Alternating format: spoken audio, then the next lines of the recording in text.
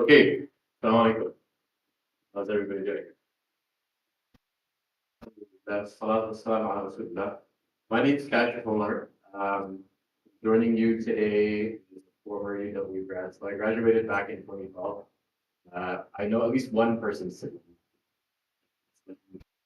to you guys here, potentially, but um, I graduated with a degree in electrical engineering. So I've been through the co-op process, which I know a lot of you are going through right now.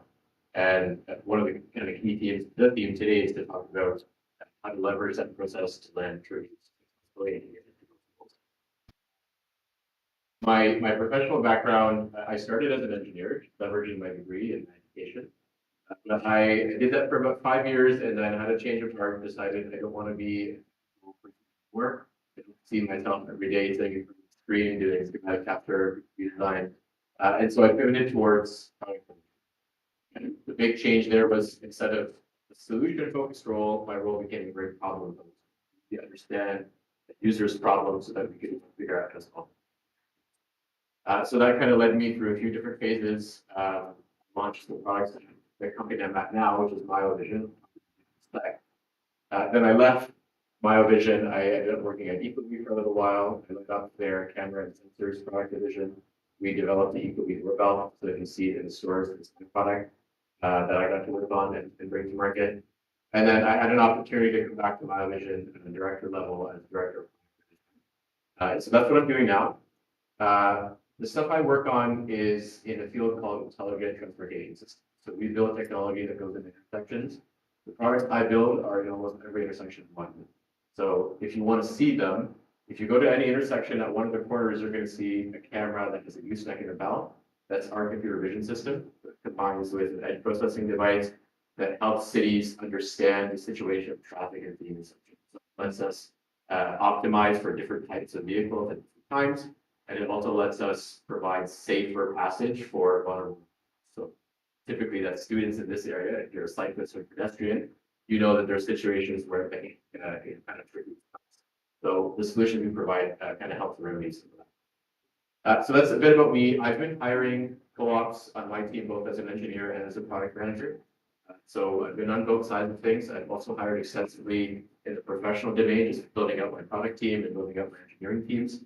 So lots of experience interviewing, lots of experience building teams, and I'm really excited to be here today to share some of my experience. And I think this can be a little bit conversational. Like we've got slides, but if you have questions, if there's specific topics or areas you want me to cover, like raise a hand, interrupt me, and like we can go down the path that need to be focused. Okay, so there's an icebreaker. I don't know what this is, so I will let whoever set this up take over from here.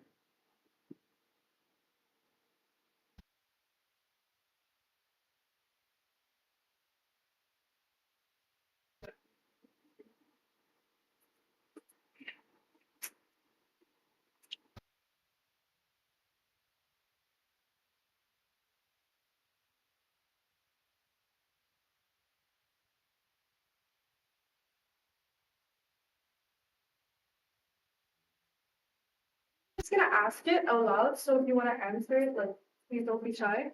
So I think it's just a little bit easier. So we have an icebreaker question for all of you guys. So what's one quality that makes you a strong candidate for a job? So if you answer, just raise your hand. One quality that makes you a strong candidate for a job. Yeah. Yeah, I mean, from a skill set perspective, sir. But let's be general, like some general advice. Someone came to you, maybe you're for someone's match game, just getting into the sport. It's one quality that makes you strong candidate. Yeah. Being independent. Okay. Yeah. Yeah.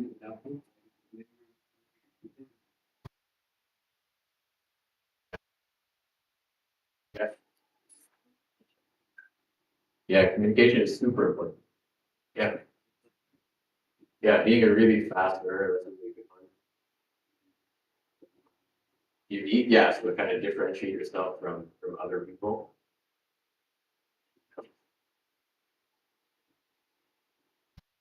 I mean, there's 1,000 things. so many different qualities that you pick up.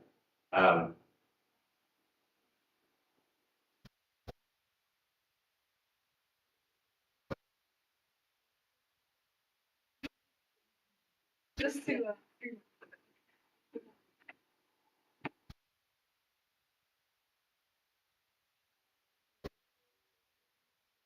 Foundations, what makes good interview.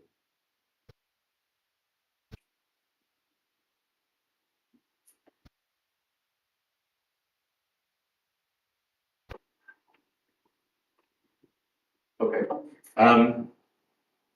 So I'm going to give you the perspective as a hiring manager. And there's really kind of three things that I would look at. So whether this is a co-op interview or this is going to be a full-time role, the three areas that I'm trying to assess in the time that we have together are skill, competency, and confidence. And if I were to summarize the first two, skill and competency, this is smart and gets things done. It's honestly what I'm looking for. And I'm going to tell you that co-op is unique because of a few things. One, normally in an interview process, there's multiple rounds. Sometimes in co-op, I've seen this, but most of the time it's a single round. Normally in an interview process, the length of the interview is much longer. So you might have a half-hour HR screen, but your interview with the hiring manager or with your cross-functional team is going to be an hour, if not more, sometimes, depending on how long the conversation goes.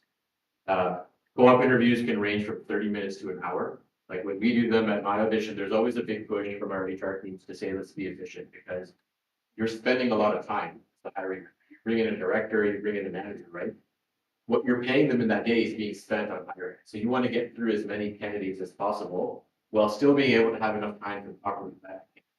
So to give you a perspective, that's what we're thinking when we set up interviews. And so a lot of times my HR team will tell me 30 minutes. I can't do 30 minutes. I cannot assess somebody in 30 minutes. Minimum, I need 45 minutes to be able to get through these three phases. So typically for me, that's kind of what it looks like. And I think pretty common in an interview for co-ops. You've got that shorter period of time. It's one round, not multiple rounds. And then the other thing is that the role is temporary, right? So the pressure to make the right hiring decision for a hiring manager is a little less. It's a temporary role. It's 4 months. It's 8 months. And at the same time, it's subsidized. So I'm not sure if you guys know that, but in Canada, at least, when we hire co-ops, the pay that we provide as a company is subsidized by the government. Right, so there's a lot of incentive for a company to do that, and it's a pretty low risk investment.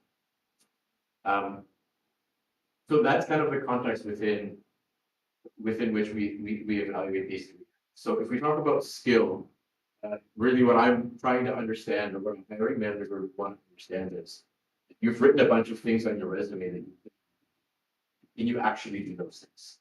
So if you're a software designer, software developer, or you're a mechanical designer, can you actually convince me that things that you've written are a showcase of your actual and true skill set? And that comes across a few different ways in an interview. Sometimes this is a review of your history, right? So like we go through your resume. You guys have all been through that phase of an interview. Okay, tell me about this role. What did you do? How did you do it? Et cetera, et cetera. What challenges did you face? So that's one kind of technique. Another technique, especially if you've been in any development interviews, is like whiteboard sessions. A whiteboard session, maybe you're solving a problem on whiteboard. You might have takeaway problems, right? A lot of companies will do that as well. We work on them outside of the interview process, and then we can assess your skill level things. The other area though is not just do you have the skill. That's important. But for me, what's more important is do you actually know how to apply the skill? That is a fundamental piece. You have a really short period of time to make an impact at a company or a role. You can have the best skill in the world. You can be a best developer. But if you don't know how to work with teams, if you don't know how to actually build a product, if you don't know how to apply that skill successfully, there's no point.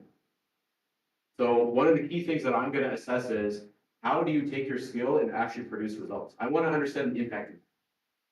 So a lot of the questions that we're going to ask are going to be directed at understanding how you applied your skill to what situation, what impact did you actually produce? And so this is something that actually starts at the resume. You actually want to start framing your resume. What was the problem? What was the solution? What was the impact? These three stages. And you want to frame your resume. This is how you want to frame your responses. And then the last one here, cultural fit. It says here that it's subjective. To an extent, it certainly is. There are some objective ways to measure cultural fit. A lot of companies, you've probably been to them, they'll have core values. Some companies go further, and then there's behaviors associated with those core values.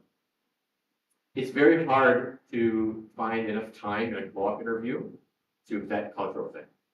And so the reason why here I've suggested that it's subjective and subtle is because I don't have the time to actually vet this thoroughly, and so I'm making a judgment.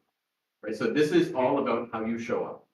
This is about can you instill in me that you are independent, that you are a good communicator, that you do have passion, right? Like all of these kind of key skills that you guys mentioned right at the beginning, can we make sure, or do those come across in your answers, right? So that's now not only about what you did or how you did it, but this is about how you convey that message. Really is what's going to help me understand if it's good cultural fit.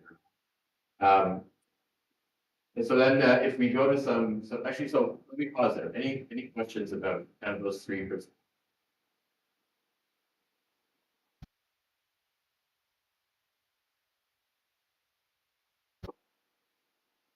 Anything surprising there? Anything missing there? Yeah. Like, so it's not that like you're gonna have need cultural news or anything like that. Like, No. It has nothing to do with not culture, not that kind of business culture. So will you fit within our business? So I'll give you an example. When we hire director and above, one of the things I'm looking for is what I would call baby behavior. This is behavior that can't take criticism. This is behavior that insists on their occasion. So there's a common saying that you want your leaders to have strong opinions, but they should be loosely held. A strong opinion helps guide teams in a direction, but that opinion is not necessarily correct. A good leader is going to hold that loose. They're going to take feedback from their team. A bad leader, a bad cultural fit, for example, in an environment that values that, would be someone who has a strong opinion and says that my opinion is the only right. That's what we mean, guys. That's an example of cultural fit.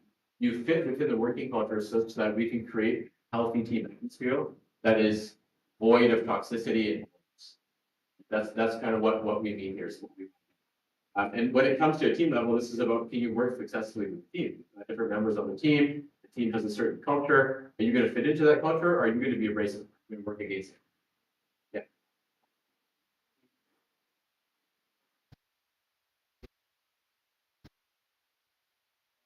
It's very difficult. So sometimes one of the ways is there's a few different ways. One is the first kind of round of this is going to be trying to understand how they manage certain situations. So one example that I asked, we were hiring a VP. One of the questions that I asked was, if you find that you have a performance problem in your team, if you have a team of product managers that are not performing to expectation, the business is putting a lot of pressure on them, saying we're not getting the input from this team that we expect. What's your response? How do you recover that team? And his response was really interesting. It went straight to, well, I'm going to set my expectations, and I'm going to set high expectations. So I'm going to set the bar. I'm going to make the bar really well known. And then I'm going to give a bit of time for the team to acclimate to that bar. And the ones who do, fantastic. The ones who don't, we have to think about replacing them or putting them in other parts of the business within their business. That seems like a really reasonable response. But what I would tease out of this personally is that this isn't the way that I would approach it. The way I would approach it is first to ask, why is the team underperforming? That's the most important question. His assumption was the team is not performing because expectations were not set, which tells me that he routinely goes back to a single playbook. which is set expectations, let people get there, and if they don't, we fail. Right, so that to me shows that there is potentially something I need to explore more. I'm going to dig into that more. That's one way to bet it. The other way that you might bet these types of things is a 360. So you want multiple perspectives. So yes, you want, if this is someone who you're hiring, you want people who are going to report to this person to interview. You want their peers to interview. You want to do a bit of a 360 to get a full perspective of how this person operates. And then, the other way that people do this, typically when you hire for full-time, you're on 3-month probation. Or we could contract you in. Right? And so we say, okay, well, we're going to contract you. The intent is to change that contract into a full-time role, but we'll see kind of how you fit with the business. And especially for higher profile roles, you might. The challenge is that often baby behavior is coupled with extreme ambitiousness and razor sharpness. These guys are super smart and super successful. And so they have a really, really strong track record. So it's really hard to convince people that we should sacrifice that track record because they're going to rub people the wrong way in. So often they get hired in. Yeah.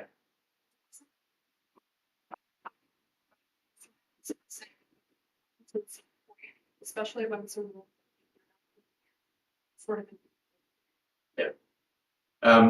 So one of the things that I do this specifically in the questions asked, I want to know how you think. Right, and so this is really important. It goes from, even if you're answering a technical question, to kind of take the interviewer through your thought process, how you're thinking through something. It's really important. And often, like, those are questions that I would be specifically asking, like, well, if we were gonna, like, my domain right now is product strategy. So I might be hiring a product manager, and I want to understand, how do you approach product strategy? We're starting from the ground up. We have a new area of the business. We want to go and expand in this direction. Very broad problem. How would you stand up a product strategy? What are the motions of doing that? I want to get a sense of how you do it. So those are some of the situational questions that you might encounter where you can kind of then walk through somebody how you think. The other is, I think, going through what's worked and what hasn't. Right. So when you talk about your experience, you're going to say, well, this was the situation. This is the problem that I encountered. This is the solution I found. And that process of finding the solution is typically not one-to-one. You've tried many things. You had failures. You had to go and work with this team. You had this barrier. You had this challenge. Highlighting those challenges and how you overcame them shows me that you have the competency to work through something and achieve a result. And if you can show me that you did that with a level of autonomy, initiative, that's even better.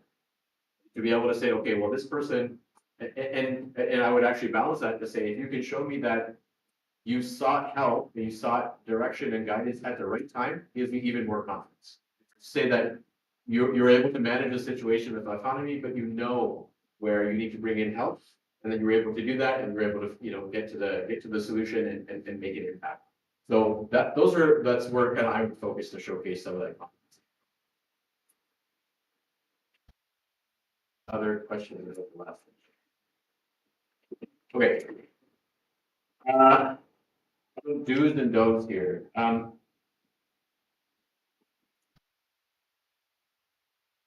think a lot of these, if you just take a quick read of this, is anything here surprising? Anything here you want me to act specifically?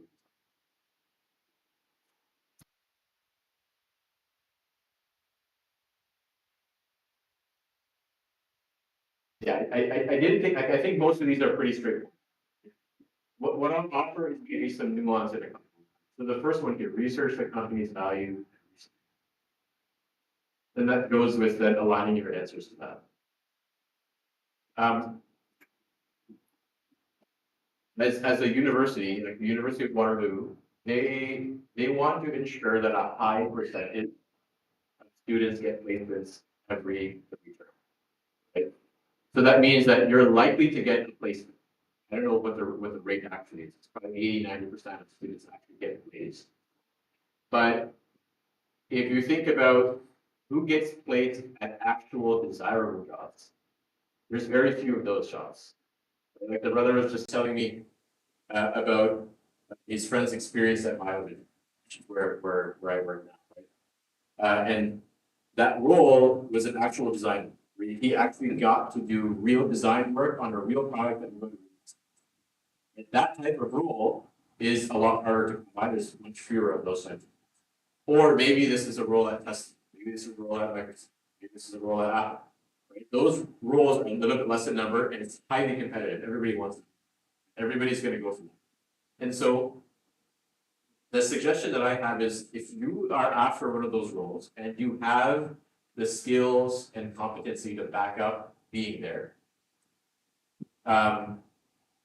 what I would recommend is don't just research the company's values and their recent work. I would take this a step further. So I want you to think about one of two frameworks as you prepare. One is the problem framework and the other one is the jobs to be done. So if you're being brought into a team, you're being brought in for one of two reasons. Either you're being brought in to solve a problem, or to do a job better than other people can do that job. You don't need to be on the team to think about what those things could be. You have a job description, you have a lot of information about the company, you potentially have people who have worked in that team or in that role in the past that you have access to. Go and find out and build a hypothesis around what are some of the main problems that this team would want me to solve when I come in for the next 4 months. Put that together in a couple of slides and bring that with you. That's going to show that not only do you understand what the company's been doing, but that you have a high degree of focus and regard for what your role is going to require. And it gives you a chance to showcase the way that you think and to showcase your initiative. Similarly, if you go to the jobs to be done thing, it's the same thing. Like, think about what's the key reason you're being hired for? What's that key job? And the cool thing about this is you can actually build something with modern tools very, very quickly. You can go from thought to a working prototype to actually show somebody with a lot less effort than it took. Right? So you could walk into one of these interviews with a working prototype of an add-on to an app that you would be working on if you were. I'm giving you this advice with the assumption that you really want this particular. You may say, this is nonsense. I've got exams, I've got this, I've got that. I don't know any of this stuff. Okay, maybe you don't have time for it. Maybe you can only do the slide deck. That's fine. The other thing that this kind of reminds me of is, when we talk about showing skill and competency, having a portfolio is really helpful. Having a portfolio that you can share and send and link in your resume is a really effective way to show me as a hiring manager the quality of your work and the type of work. And that can consist of projects that you've worked on for other companies if you're able to share them, but even personal projects that you've worked on and that you're able to showcase and put somewhere. Maybe you can share your GitHub, maybe you can share this. Like, if you're able to showcase your work and link it somewhere, I think that's another really effective way to showcase it. But my recommendation here is not just to learn. If you really want a specific role, like, go above and beyond. I'll give you an example of this. There was a role that I really wanted in second year. It was a design role at a company called Standon. I think they still exist today. Very, very competitive. Everybody in your cohort wants that. What I did was I had actually designed a circuit board a couple years before that. I modified that based on some of the applications that I thought this team would be working on, and I brought that modified circuit board. That's why I got the job. Like, after that point, it becomes a conversation of, oh, what is this? How did you get into it? You get to showcase your skill, your thinking. You don't even talk about the resume. So that's what I would kind of suggest as a nuance. If you really want something, go beyond just researching it, but go to that next stage. Obviously, dressing professionally, ask some good questions. When it comes to asking questions, I think a lot of times what happens is, like, the interview is very transactional.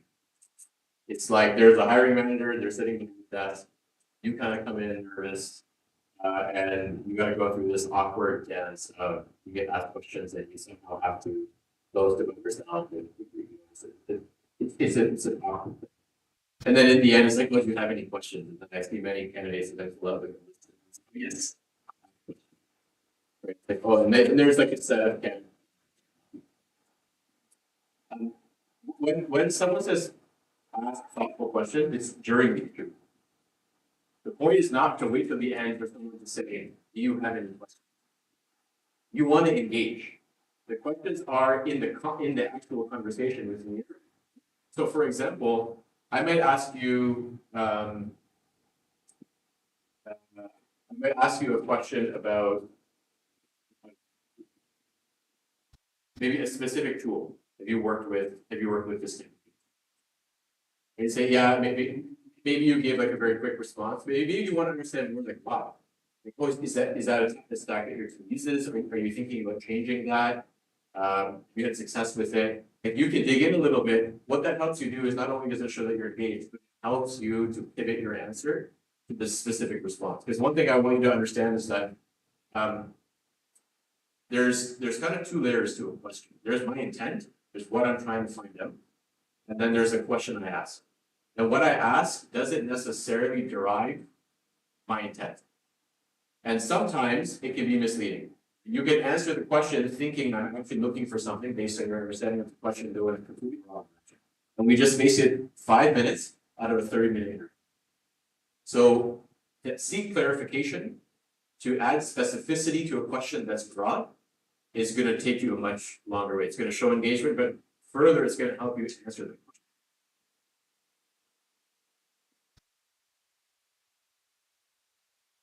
Any questions about this stuff here? Yeah.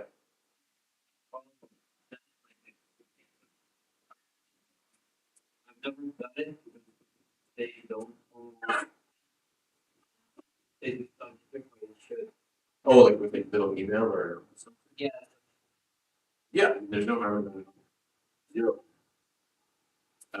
What I wouldn't be doing is like following up a couple days later and saying, oh, I'm just checking in on the role. There's a process, right? I don't know what the system is. What's it called? UW Works? Waterworks. So there's a process of ranking and other things. I don't know if it's still the case, right? But that kind of determines your future. So I probably wouldn't even respond to asking specifically. But if we had an interview and someone just wants to say thank you for your time, yeah, I think that's going to be good. And in the case where maybe I'm choosing between two candidates, maybe that I don't think it makes a difference, but it's a nice gesture.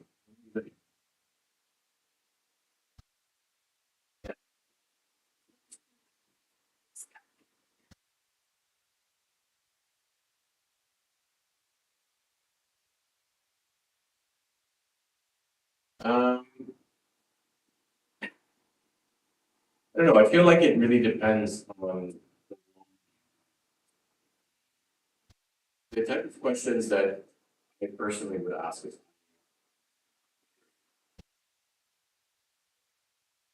I really want to understand. So when I walk into an interview, I have a sense of what are my strengths. What are the things that I am disproportionately good at compared to other people? I have a sense. One of the things I want to understand is there an opportunity for me to apply this role such that I can be incredibly successful? And so I want to really understand some of the nuances of it. I want to understand like what are the challenges you're facing. If I, for example, am really good at building strategy, really good at building, I'm really good at project management, really good at taking a team that really needs direction and helping them execute to a date and deliver on time. Right? Maybe I'm doing I want to get a sense of how does that function in the team today, right? So that I can figure out where I place myself, and I can figure out how to position my responses and my value to the interview. That's like personally one of the things that I often do. That's going to show engagement, but that's also going to help me position my experience and my skills better. But other than that, the other area that I think is to learn more. So it's really nice when you're talking to someone and they show a clear passion for what we're doing. If we're building doorbell, for example, right? One of the questions I might want to ask is, well, Google builds doorbells. Amazon builds doorbells. There's 1,000 doorbells that are coming out of small Chinese, big Chinese companies. Why is Ecobee building a doorbell? That's a really good question for you to help understand. Like, what's the motivation in the team? You want to align yourself to that motivation, right? So you want to understand it. That's another area of questioning that I'm so, and then there's always the typical stuff that people tell you to ask, right? And sometimes it's ambiguous in some of these roles of like, what are some of the expectations around when I show up? No, I have to be in the office all the time. Salary range, this and that. It's kind of weird with co-op, at least from what I remember, because normally this stuff is discussed in an HR screen. It's not really relevant to the hiring manager interview, but all is happening at the same time. Interviews. So naturally, some of those questions are there, and I totally expect. But the other questions I think are better.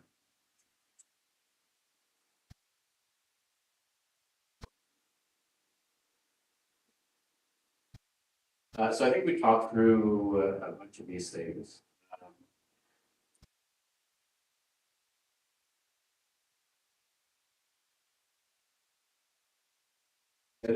There's some good advice here about just practicing. Some people are very natural speakers. Kind of have a lot of confidence and speak very well. Other people have skill, they have competency, they might be a good cultural fit, but they struggle to communicate in a way that conveys them success.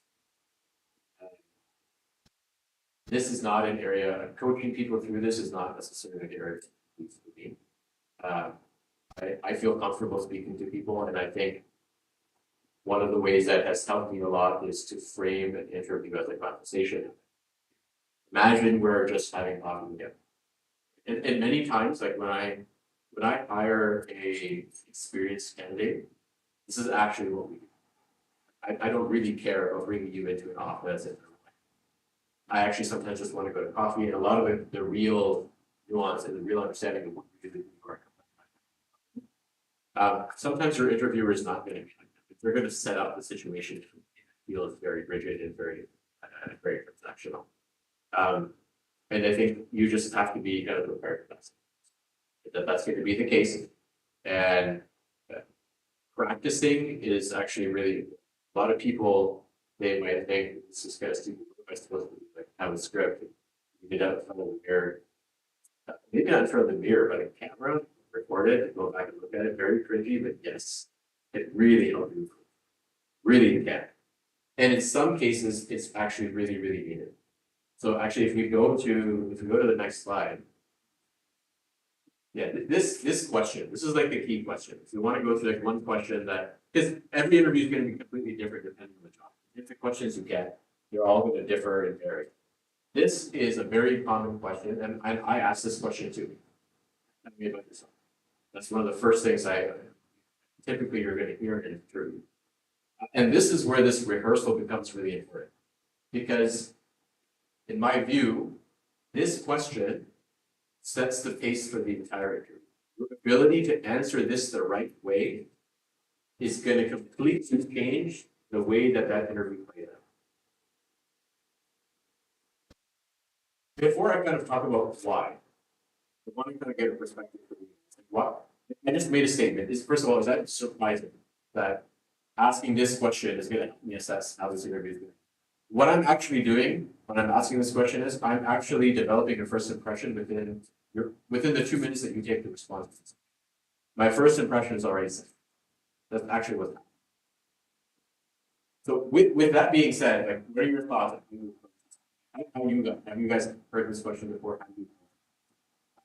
How do you actually know? Yeah.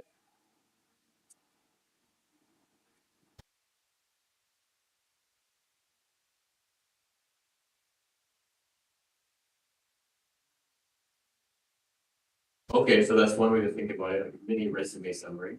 Yeah. That is what I'm like study, and then the main skills that I have is the relevant ones, and how I or like the relevant experiences, and like highlight the relevant skills. Okay. Yeah.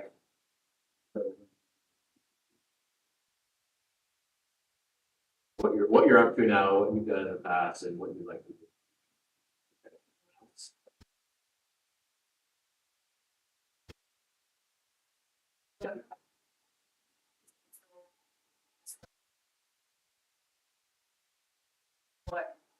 What needs to fit to the role of this.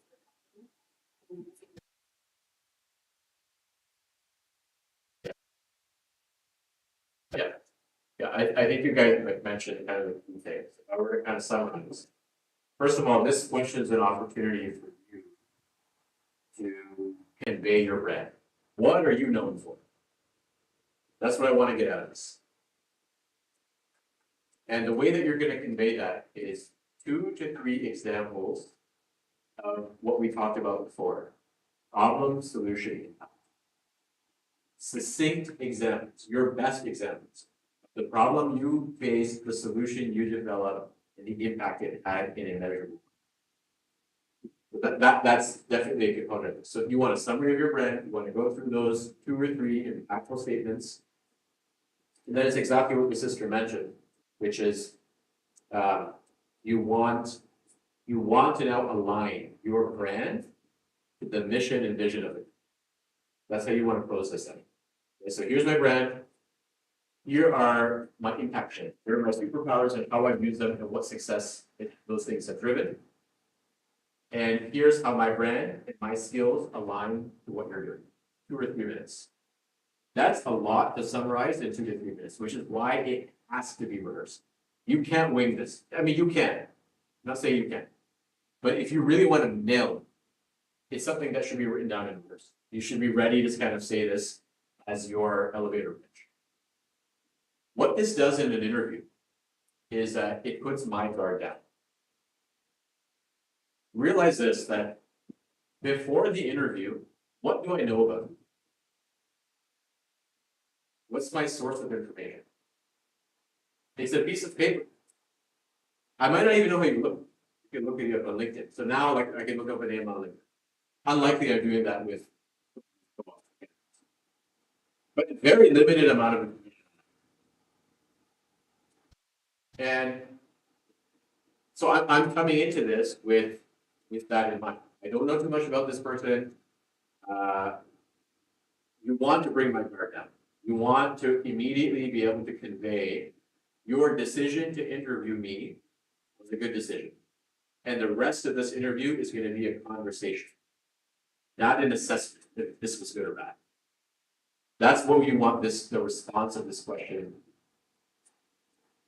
But this is going to be helping to bring the interviewer's guard down and transition into kind of what we talked about before, which is a more conversational interview style, not a transaction. Because if you do this successfully, and this also assumes one really important thing, it assumes that you applied for a role that you can actually do. But a lot of people will fluff their resume, fluff their experience, apply for roles that they actually can't do. They're going to get into an interview, and they actually don't have anything to talk about such that they can convince me within 2 minutes that they actually could do the job. So this assumes that you yourself have the skill set, and you need to just convey that succinctly in those first 2 or 3 minutes, so that my guard goes down, and that we can now transition to a more conversation. That gives you the chance to do all the things we talked about. To ask those questions, to engage, and then to use that information to position your response. Other common interview questions that people basically want to talk through. Yeah.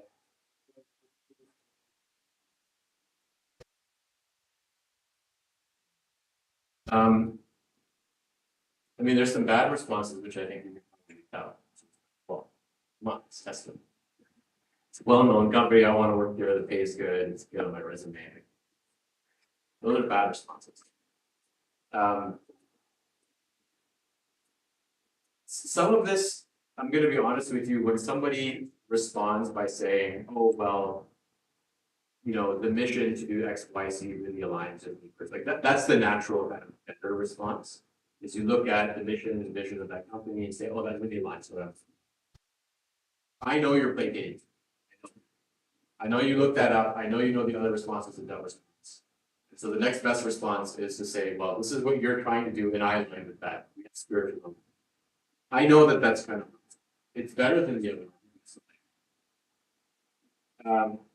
I think this really goes back to understanding your, what are you known for?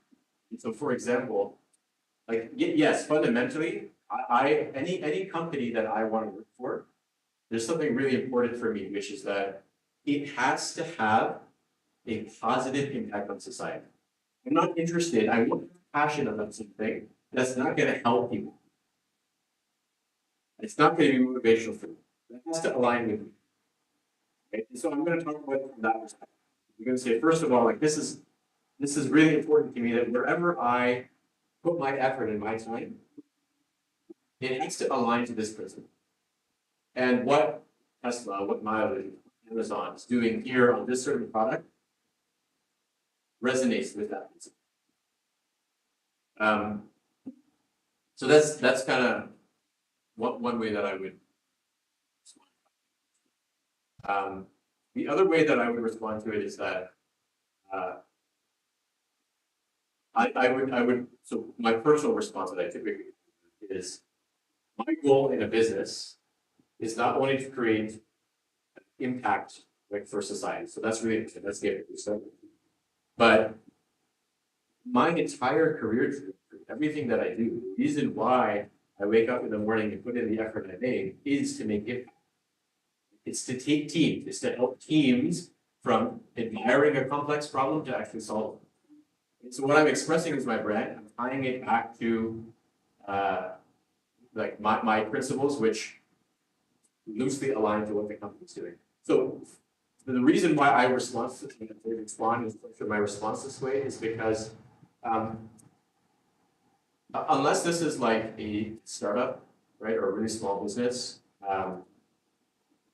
typically people know that like you're not in this to support any company. You're one of 5,000. So, and so you do have to balance this with like, look, this is me, this is what I'm about, and there is general alignment.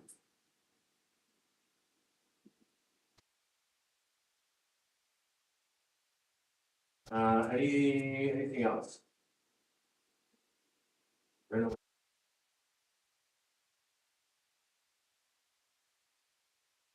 Okay, yeah, this is a bit of a topic. In the profession. I'm just gonna ask you guys, like, what do you think this that mean? What does it mean to have XN in the profession?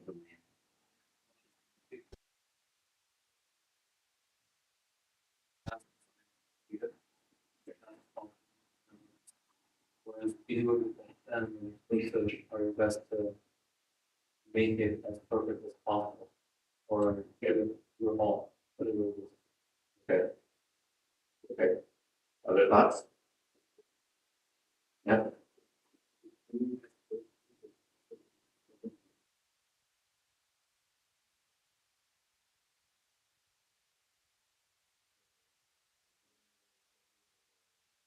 Okay, team.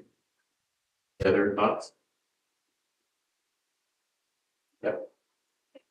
There's like a expressing them clearly to. Yeah, yeah. So honesty, knowing your capabilities and your limits, biasing what you do and expressing that to your team. Other thoughts? Where does the word XN actually?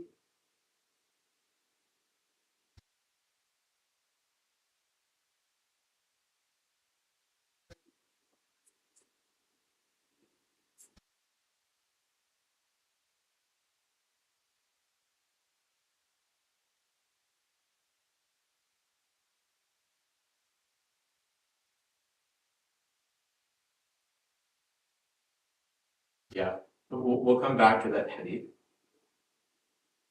What else do we know about the word XN?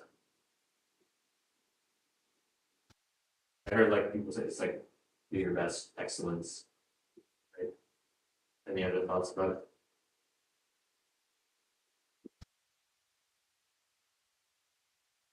Okay, so maybe two perspectives I can offer here. First, the hadith that the sister mentioned. Does anyone know that?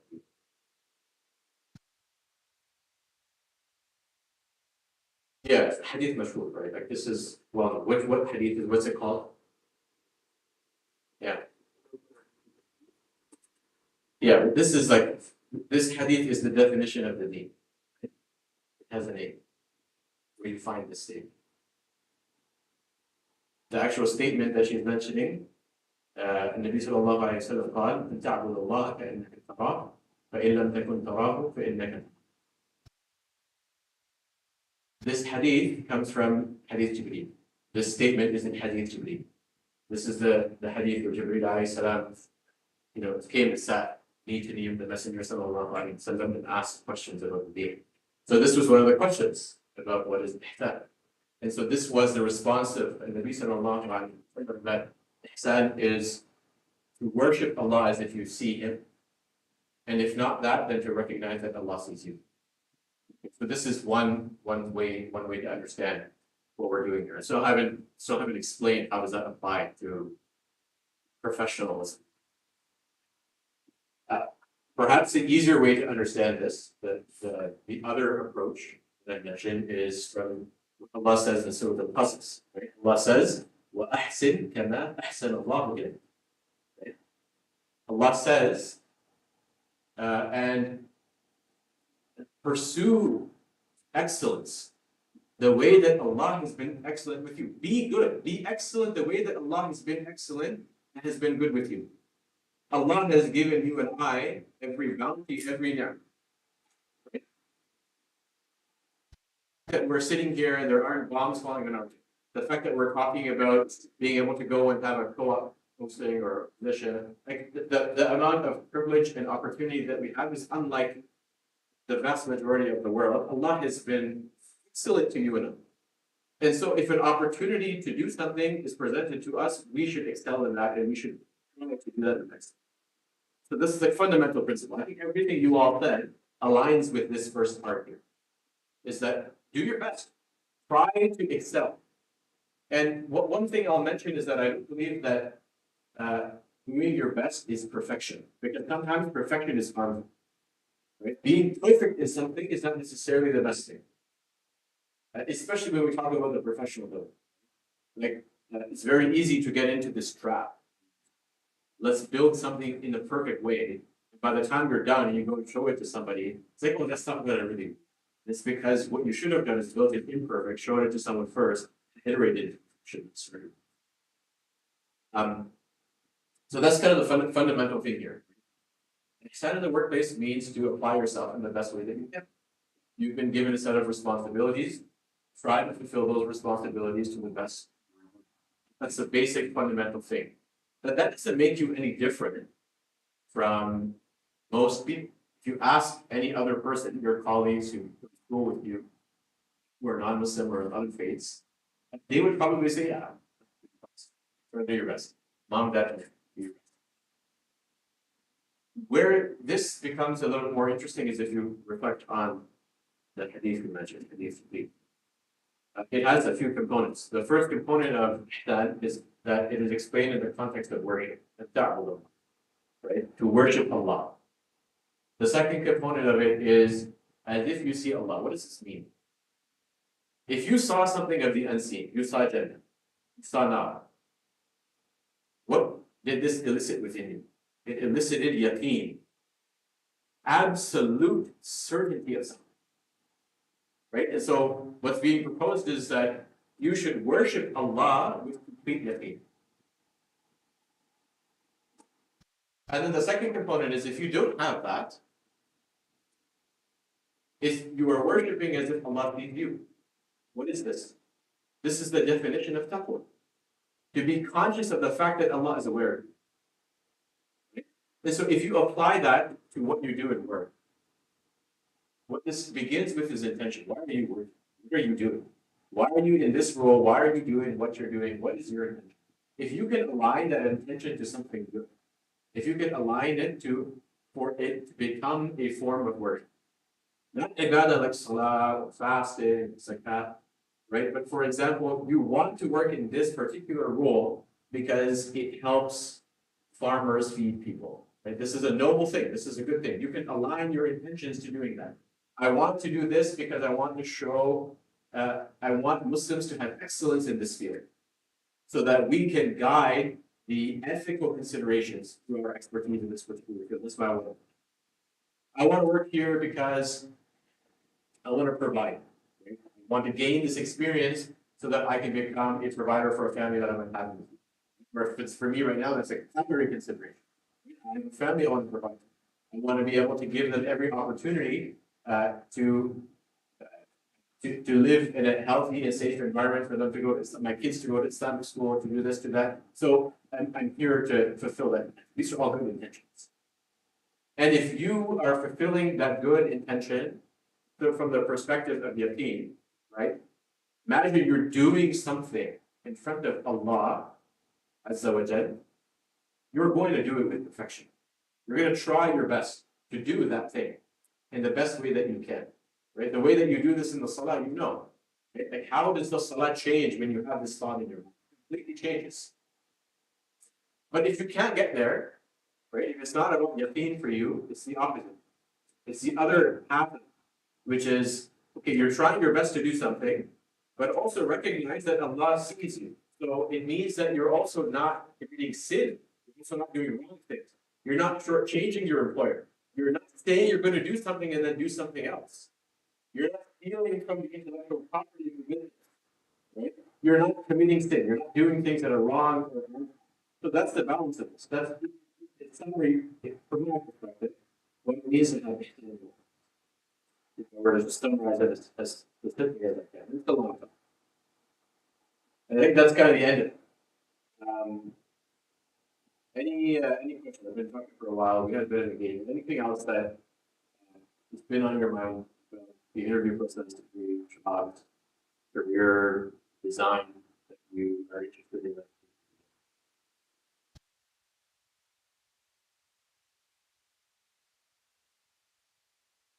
Yeah.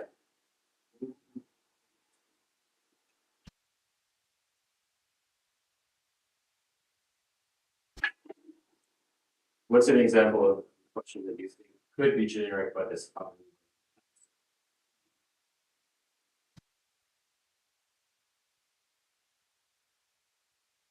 Yeah, so that is kind of a cliche question. Maybe you want to hone in on something. So you might want to ask, uh, you might want to say, one of the ways that I perform the best is when we have really good goals. I love to align my work to really good goals. What's kind of your goal setting and how do you keep track of those goals? That's going to help understand how the team functions.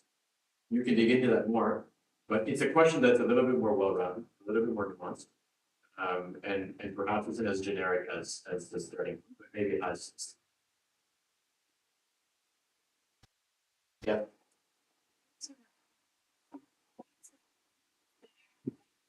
Say. And they might not even be like aware that this is necessarily like something to their disadvantage that automatically like disqualifies them or makes you not want to hire this person. I think it's going to depend on the person.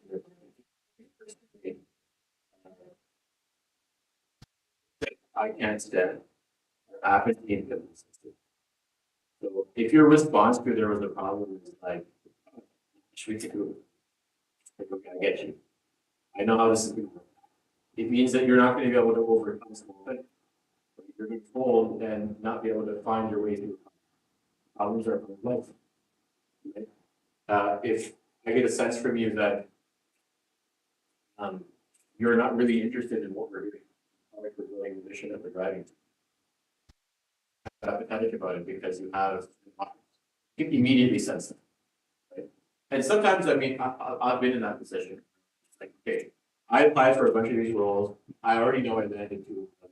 This interview, I really don't know. But I'm purposely apathetic because I want to leave. You're going to know when this happens because your 30-minute interview will be done.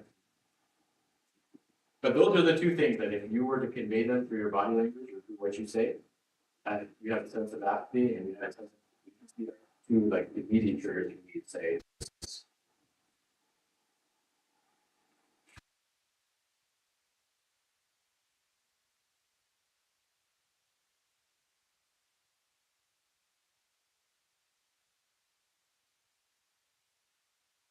I don't remember it last time I asked. But I think it's a common question. What's your biggest week? I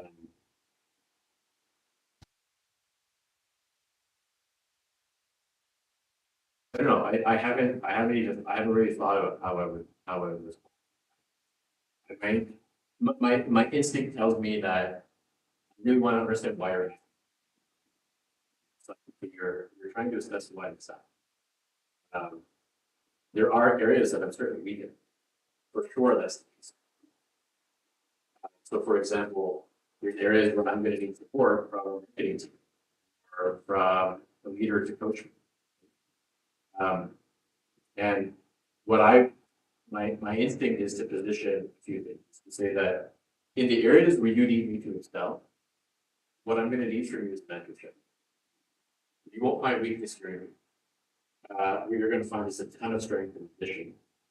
But you will find areas that I don't need mentorship, but I might. And you might even further find areas that I don't need coaching, but I need teaching. And you might find further areas that I don't need teaching, I need demonstrating. So I want to reframe this question away from the word weakness because it's irrelevant. Everybody has weaknesses. It's a nonsense question. I want to reframe it this way. Mentor, coach, teach, demonstrate. I will have a spectrum of skills that fall within these four. The ones that you need me to come in and make an immediate impact on, I'm in the mentor line. I could probably mentor, and there's ones I want to get even further on that you can mentor me. Great. But there's others that I might want to communicate, where it's like, I need coaching here, and here's ones where I need. So this is how I would completely reframe it to this.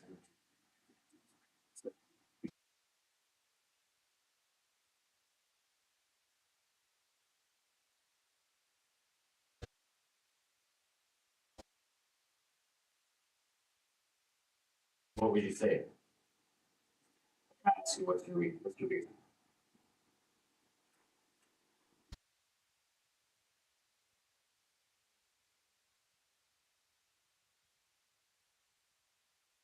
I say, well, I don't know. What's the thing that you struggle with the most? So I don't think you should put it up to the, so a generic question like this. One thing to realize is that just like you all are here, they're trying to learn about how to get interview better. This same thing doesn't happen on the other side. We don't have sessions with people who are interviewing to teach them how to be good. Most of them suck. They have no idea how to interview. It's complete nonsense, actually. The questions they ask, the way they assess things, they go in cold, they have a list of like canned questions generated from ChatGPT. Like a question like this has really very little value. Except it could have, the only way this has value is that I'm expecting you to reframe. That's the only way that it's value. So what I would do is always approach a question like this by reframing it yourself. Don't let me frame it. Because most likely I'm asking it because it's a bad question. And so take that opportunity to reframe and move me away from that. That's how I would go.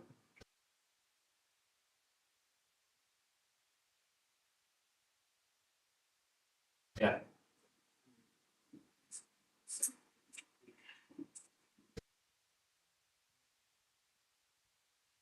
Uh, it's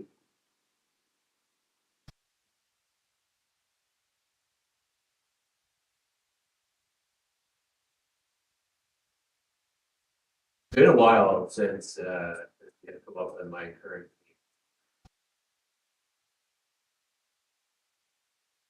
But some of the things I remember is like uh, if somebody is able to showcase their work in a tangible way, it always helps. A lot of people come in and they talk about their resume. Some people come in, maybe it's their portfolio with paper, but if you have a tangible example, like I want to show you that. Here is a product that those are always the most engaging for me and the most interesting to be able to talk about. And typically, the ones that are on the board, but I can't pinpoint a specific. My current thinking is like that type of interview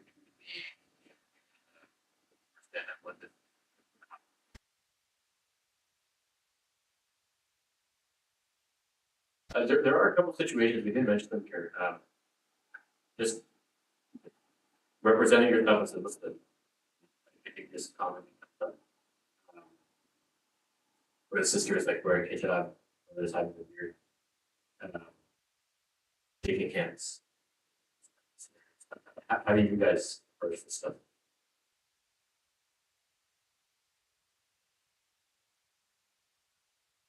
Okay, it's okay, yeah.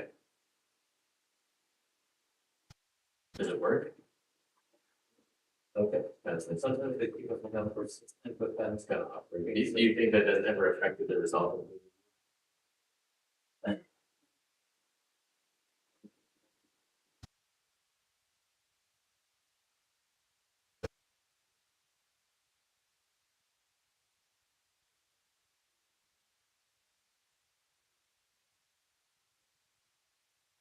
Did you go into the interview for the woman?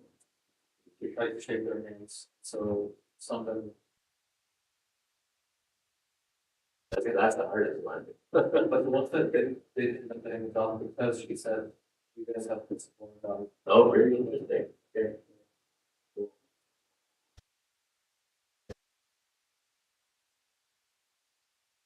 Identity politics. I had an interview with an Israeli professor at the time. I didn't know he was Israeli.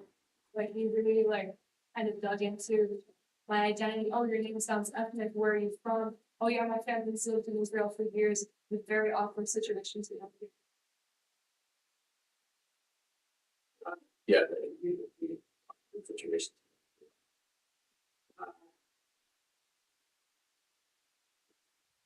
I have a few examples of this. I mean, somebody told me, this was in first grade, but you're not gonna go to co-op. I had a longer period. So, right, at university, at university.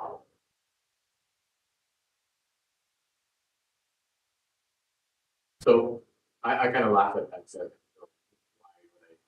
why would I? The handshake thing was always has been a challenge, and some people get offended. Where I went and said, "Are you shake?" Wanted to shake hands and stuff. She was visibly offended. My view on all this stuff is that not everybody.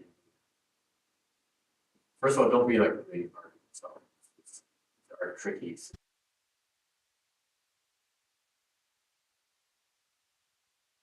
If you can put your principles forward, as these brothers did,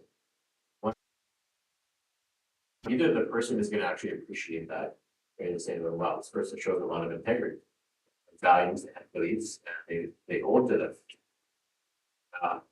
or this person is going to get upset.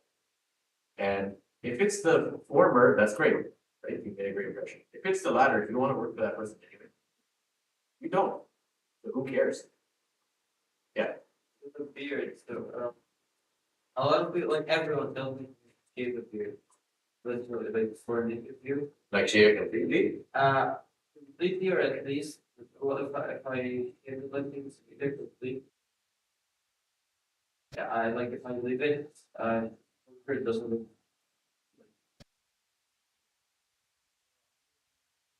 You leave it, so everyone's like, you can shave it, you know, like, unprofessional, things like that, so. Does it actually matter? If you like, I don't know, like, this, I mean, so just in general, as a Muslim, interview or not, hygiene is part of our being. We should love beauty, right?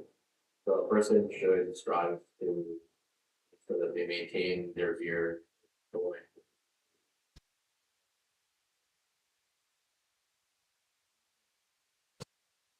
That's your responsibility. I think if you've done that.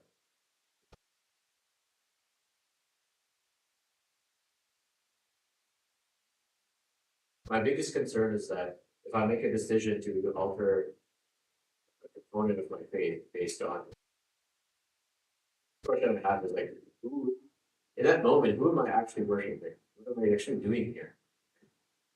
My Lord is Allah. The reason why we why Islam actually cannot compare to anything is because by worshiping Allah only liberates you from serving human beings, and you only serve your Creator.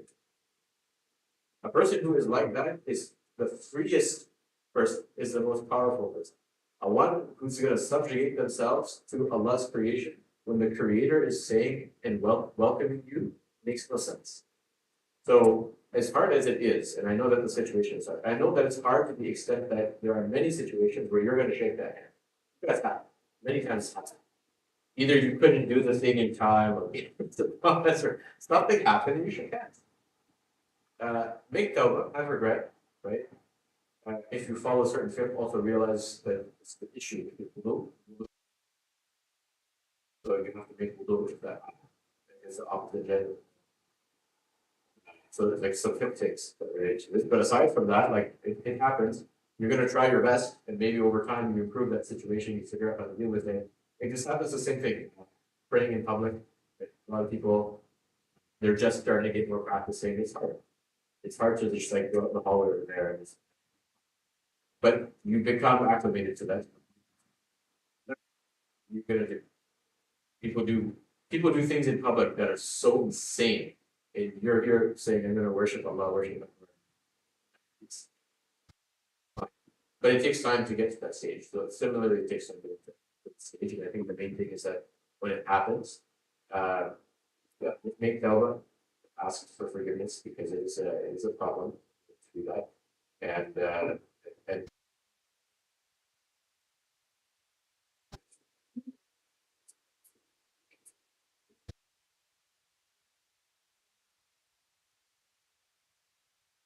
I did that once. It sent an email to say, hey,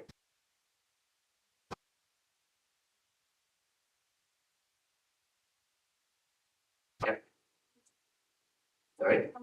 Oh, I don't know. I don't have specific advice to give you on that. My intuition is that I would rather do it in person because I can manage my tone a lot better in person than I can.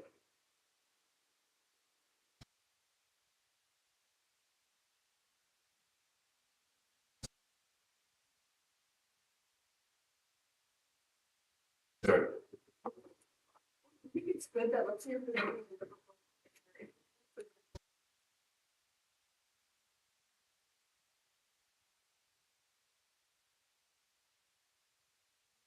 Yeah, you can send it from before. I wouldn't say this is what I'm gonna be going over, but you can say here's some here's some of my work to showcase my skill in this area. Yeah, for sure. So much for your wonderful interactive talk. I think we all appreciated insight, the perspective of an interviewer. Thank you, everyone on the talk.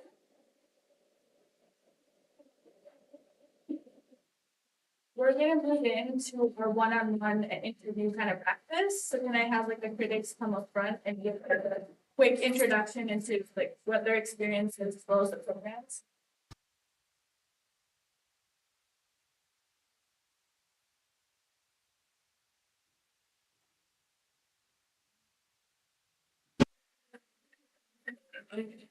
Espresso. It's me. Thanks for having me. So.